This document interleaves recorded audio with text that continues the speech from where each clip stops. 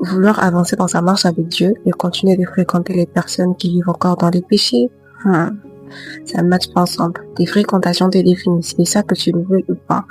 Peut-être que tu ne le sais pas, mais l'une des raisons pour laquelle les enfants d'Israël partaient très souvent en captivité, c'est à cause de leur fréquentation. Je t'explique. En entrant à Canaan, Dieu voulait à ce que les enfants d'Israël puissent mettre hors du pays tout le peuple qui s'y trouvait là avant eux, chose qu'ils n'avaient pas fait. Ils avaient donc pu à chasser certains et à laisser d'autres, ce qui n'était bien évidemment pas la volonté de Dieu.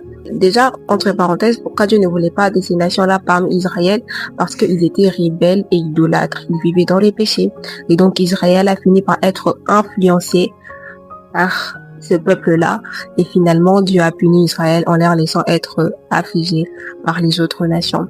Alors, qu'est-ce que je veux dire par là? En fait, plus tu vas fréquenter les personnes qui vivent encore dans les péchés, et plus ton zèle pour Dieu va diminuer. Et plus tu vas fréquenter les personnes qui sont passionnées par Dieu, et plus ton zèle pour Dieu va encore augmenter.